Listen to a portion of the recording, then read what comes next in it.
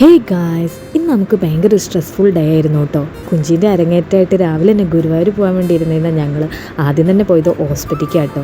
നമ്മുടെ അച്ഛന് തീരെ വയ്യായിരുന്നു, നല്ല രീതിക്കുള്ള ഫീവറും വോമിറ്റിങ്ങും ഒക്കെ ഉണ്ടായിരുന്നു. അങ്ങനെ അച്ഛനെ ഹോസ്പിറ്റലിൽ കൊണ്ടുപോയി അഡ്മിറ്റാക്കി ഒരു ട്രിപ്പൊക്കെ കയറ്റി മെഡിസിനൊക്കെ കൊടുത്തപ്പോൾ ആളിത്തിരി ഉഷാറായി. അപ്പോൾ ഞങ്ങൾ ആളെ കൊണ്ട് വീട്ടിൽ വന്നു. എന്നാലും ആൾക്ക് ഗുരുവായൂർക്ക് വരാനുള്ള ഒരു കണ്ടീഷനൊന്നും അല്ലായിരുന്നു. അതുകൊണ്ട് അച്ഛനും അമ്മയും വീട്ടിലിരുന്നു കേട്ടോ. അങ്ങനെ ഞങ്ങളെങ്കിലും പോരേണ്ടതെന്ന് വെച്ച് ഞങ്ങൾ വന്നതാണ്.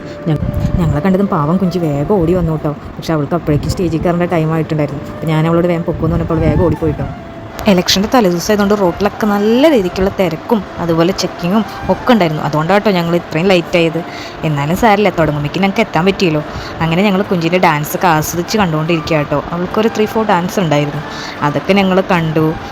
കുഞ്ഞിനെ കണ്ടില്ലേ, ഭയങ്കര എക്സൈറ്റഡ് ആയിട്ട് കണ്ടുകൊണ്ടിരിക്കുക. ഇനി വേണം നമ്മുടെ കുഞ്ഞിനെയും ഡാൻസ് പഠിപ്പിക്കണം കേട്ടോ. ഇതുപോലെ ഇനി ഇവളും കളിക്കേണ്ടതല്ലേ എന്ന് ഞാനിങ്ങനെ പറഞ്ഞുകൊണ്ടിരിക്കുകയായിരുന്നു.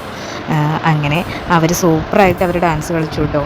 പിന്നെ ഇത് കുഞ്ചീൻ്റെ ടീച്ചറാട്ടോ, ആളുടെയും നല്ലൊരു അടിപൊളി ഡാൻസ് ഉണ്ടായിരുന്നു കേട്ടോ.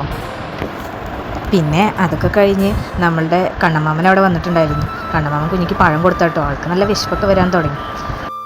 ഞാൻ നിങ്ങളോട് സ്റ്റാർട്ടിങ്ങിൽ പറഞ്ഞിട്ടുണ്ടായില്ലേ, it was a bad day for us. അത് സത്യം തന്നെയാണ് കേട്ടോ.